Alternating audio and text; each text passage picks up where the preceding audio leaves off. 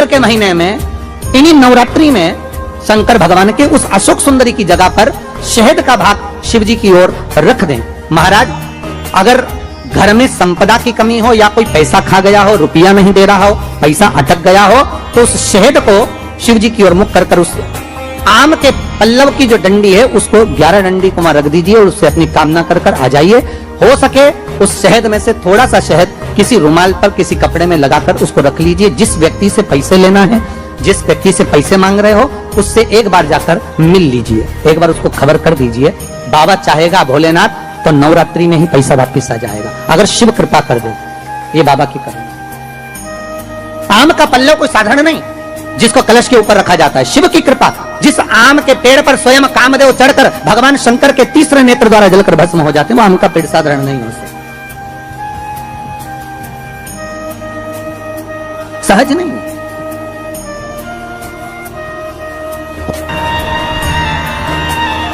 पार्वती ने कहा यह आपकी श्रेष्ठ विधि।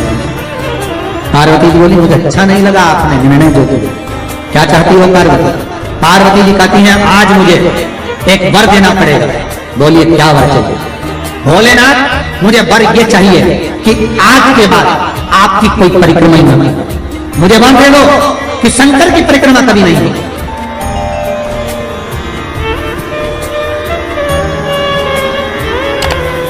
शिव की परिक्रमा का विधान नहीं होगा।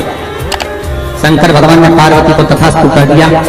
आज के बाद शंकर के मंदिर में शिवलिंग की कोई परिक्रमा नहीं करेगा। कभी आपने करते हुए देखा किसी को? नहीं। शंकर की परिक्रमा होगी तो आदि यहां से चालू होगी, वहां तक जाओगे फिर वापिस आ जाओगे। यहां तक शिव महापुराण की कथा कहती है कि शंकर की आरती के बाद जो परिक्रमा भी होती है ना, वो भी पूरी नहीं करना चाहिए, आदि कर वापिस हो जाना चाहिए। शिव की आरती के लिए कई लोग शंकर जी की आरती उतारने के बाद परिक्रमा करते हैं, आरती की थाली लेकर चारों तरफ घूमते हैं, उसको भी आधा घूमो और आधे में वापिस। शिव परिक्रमा का वर दीजिए आप वर प्रदान करो, हमें वर दे दीजिए। पार्वती मैं तुझे वर देता हूं, शिव की परिक्रमा कोई नहीं करे, और अगर शंकर की परिक्रमा कोई भूल से भी करेगा तो उसको दोष लगेगा, उसका पुण्य छिन्न होगा। इसलिए शंकर की परिक्रमा लोग नहीं करते क्योंकि उन्होंने जो दान करा, पुण्य करा, सत्कर्म करा, भजन करा, कीर्तन करा, उसका पुण्य धीरे धीरे धीरे धीरे समाप्त होते चले जाता है, उस पुण्य की क्षीणता होती है।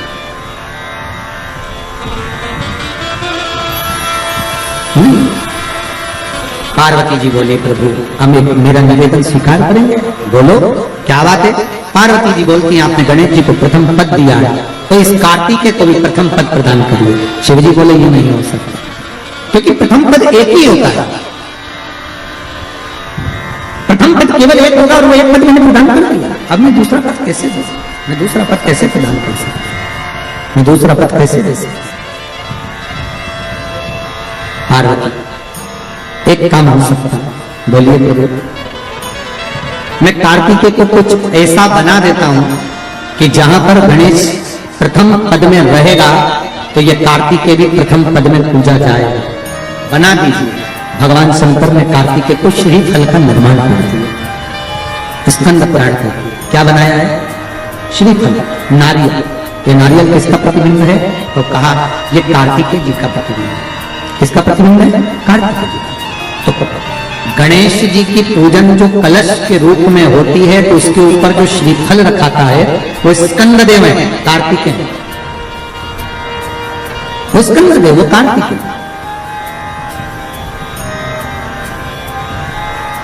जो रखाया गया फल है वो कार्तिकेय का प्रतिबिंब है। अगर प्रथम में गणेश पूजाएगा तो ये कार्तिकेय पूजाएगा। इसलिए श्रीफल महाराज, श्रीफल कार्तिकेय का प्रतिबिंब है। सारी 33 कोटि देवताओं की सेना का सेनापति कार्तिकेय सारे ग्रहों को शांत करने के लिए, कार्य को सिद्ध करने के लिए, कार्य की सफलता के लिए, व्यक्ति की मनोकामना पूर्ण करने के लिए कलश के ऊपर क्या रखा जाता है? जम के बोलिए, नारियल, श्रीफल रखा जाता है जो कार्य की सफलता प्रदान करता है।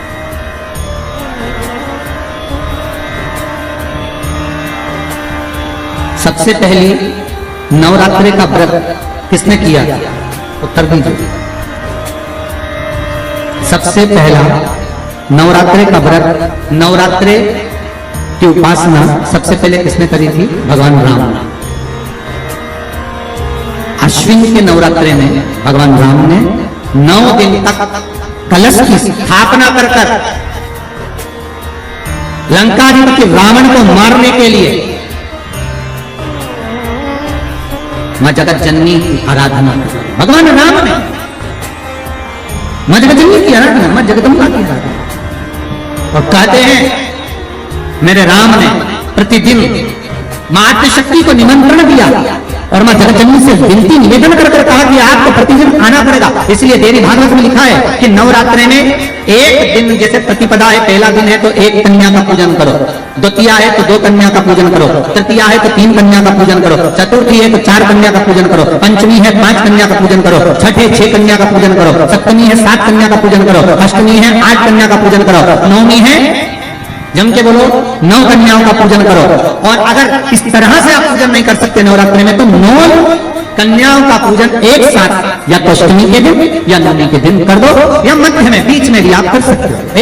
पर अगर आपकी कोई कामना है, आपकी कोई इच्छा है, मालूम पड़े, जैसे कई लोग कहते हैं कि हमारी इच्छा है, हमारी वो मकान नहीं दिख रहा, या हमारी वो जमीन नहीं खरीदी जा रही, या हमारी कोई कंपनी नहीं लग रही, या हमारे काम में ये अड़चन आ रही है, तो नवरात्रि में, 4 नवरात्रि में से किसी भी नवरात्रि में आप नियम बना लो कि एक कलश की स्थापना कर एक दिन में 1 कन्या का पूजन करके उसको भोजन कराना, लाल वस्त्र देना, लाल चुनरी देना, दूसरे दिन 2 कन्याओं का पूजन करके लाल वस्त्र देना, लाल चुनरी देना, तीसरे दिन में 3, चौथे दिन में 4, पांचवें दिन में 5, ऐसे 7-9 दिनों तक एक कन्याओं के क्रम को बढ़ाते आप उस पूजन का विधान प्रबल कर सकते। आज किसी का फोन था सुबह, तो कोई कह रहे थे कि हमें गुरुजी से बात कराओ, तो समीर जी ने बताया कि फोन आया था और वो बोल रहे थे कि हमें नवरात्रि में अगर मान लो कोई साधना करना हो तो कौन सी साधना करना चाहिए, हम किसकी आराधना करें, हम 9 दिन तक किसकी साधना करें। तो अगर बन सके तो देवी भागवत में सबसे सुंदर साधना यही है कि हम एक दिन में 1 कन्या के चरण धोकर पूजन कर उस कन्या को भोजन कराकर उसका स्मरण करें। हाँ, ये जरूर है कि कोरोना महामारी चल रही है तो इस नवरात्रि में भले ना करें, पर आगे की नवरात्रि में जब नवरात्रि अच्छे रहे, कोरोना से मुक्त रहे, तब आप किसी कन्या को 1 दिन में 1, 2 दिन में 2, 3 दिन में 3, 4 दिन में 4, 5 दिन में 5, ऐसे नवरात्रि 4 बार जो नवरात्रि आती, किसी भी नवरात्रि में आपको स्मरण कर, उसका फल मिला, उसका फल होगा।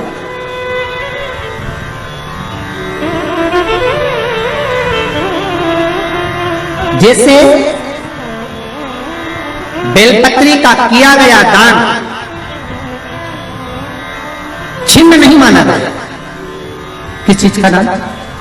जम के बोलिए जरा। बेलपत्री, बेलपत्री का किया गया दान छिन्न दान नहीं है, समाप्ति नहीं होती। बेलपत्री अगर आपने कोई आपसे कहा जी तुम्हारे यहाँ बेलपत्री लगी है, जरा 8-10 दे दोगी क्या? बिल्कुल। और उससे कहो बेलपत्र तू मत तोड़, हम तोड़ कर देते, और अपने हाथ से बेलपत्र निकालकर उसको दो दान।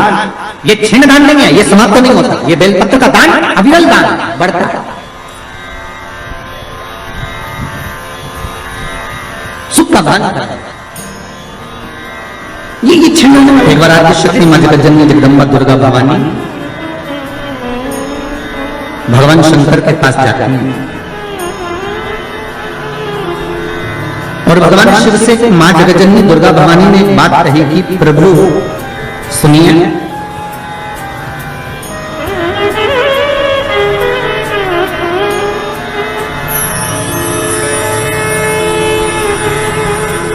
मैं जहां जहां पर हूं,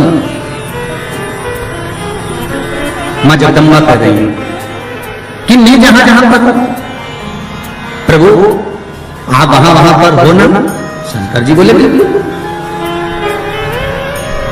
जहां शक्ति है वहां शिव है, मैं वहां पर हूं। तो जगत जननी जगदम्बा के मुख से निकल गया प्रभु, फिर जहां पर शिव है वहां पर भी शक्ति है, जहां शंकर है वहां स्वयं आदि शक्ति जगदम्बा पार्वती, मैं वहीं पर हूं जहां पर शंकर भगवान ने कहा सुन पार्वती,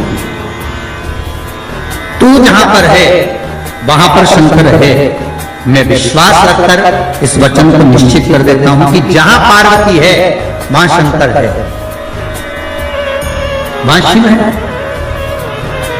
पर पार्वती ने ये नहीं कह सकता कि जहां शंकर है वहां पार्वती।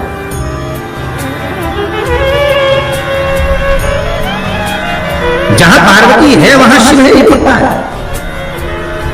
जहां पार्वती है वहां शंकर है, ये निश्चित है, ये पता है। पर जहां शंकर स्वतः है, जहां शिव है,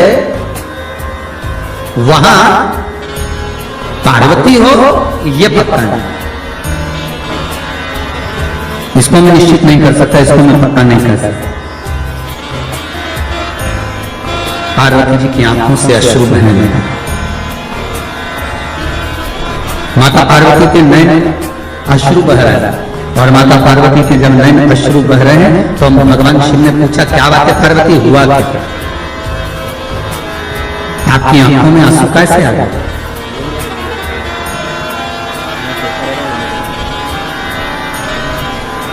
ये अश्रु क्यों आ रहा है, किस लिए?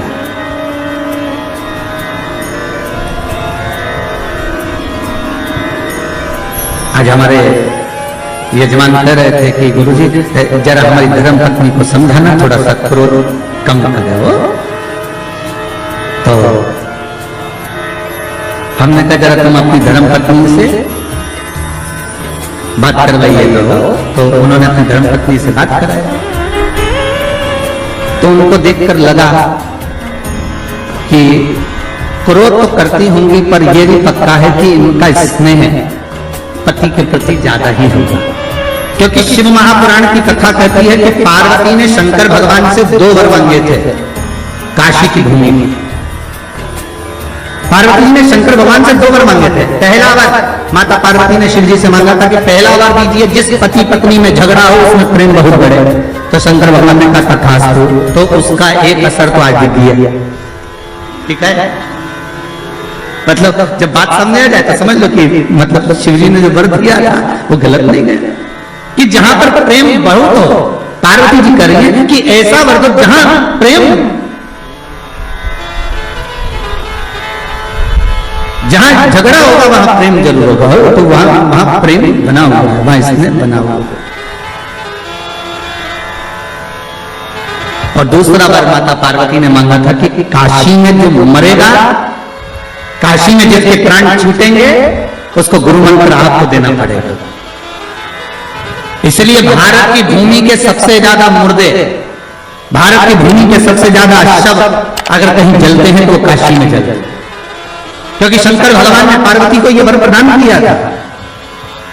अगर आप कह रही हो तो ठीक है कि काशी में जो मरेगा उसको गुरु मंत्र में दूंगा, पर पार्वती जी के मन में आया कि आपने तो कह दिया कि काशी में जो मरेगा गुरु मंत्र आप दोगे, पर प्रूफ क्या रहे, सबूत कि आपने गुरु मंत्र दिया, ये सबूत कहां से आया? ये सबूत का भान कहां से है?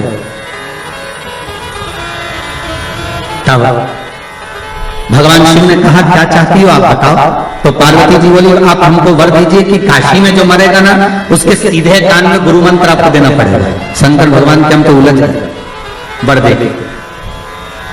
कभी कभी अगर पति बोल दे पत्नी को तो क्यों चिंता करती है, मैं बैठा तो हूं, अरे एक अंगूठी क्या मतलब 10 अंगूठी दिला दूंगा। तो पत्नी हमेशा याद करके वही बोलती है, करवा चौथ का चांद बार में देती है बिना अंगूठी की बोलती, क्योंकि वो आपने बोला था तो वो कहा है।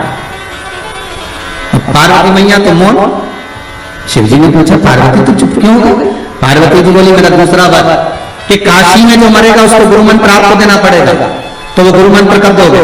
शंकर भगवान ने कहा ऐसा तो होता है कि संसार को, मानव को, ये मनुष्य को और गुरु मंत्र में, इस संसार के मानव को गुरु मंत्र में प्रदान करो, ये हो सकता है क्या? नहीं नहीं नहीं, मंत्र तो आपको देना ही पड़ेगा, मंत्र तो आपको देना ही, ठीक है। पर पार्वती संसार के लोगों को अगर मैं गुरु मंत्र दूंगा तो उसमें श्रेष्ठता रहेगी क्या? पार्वती जी बोली क्यों नहीं रहेगी, आप तो मंत्र दीजिए बस। भगवान शिव ने वचन दे दिया ठीक है तू बता, मैं गुरु मंत्र देने को तैयार हूं, मैं गुरु मंत्र दे देता हूं। क्या करना है?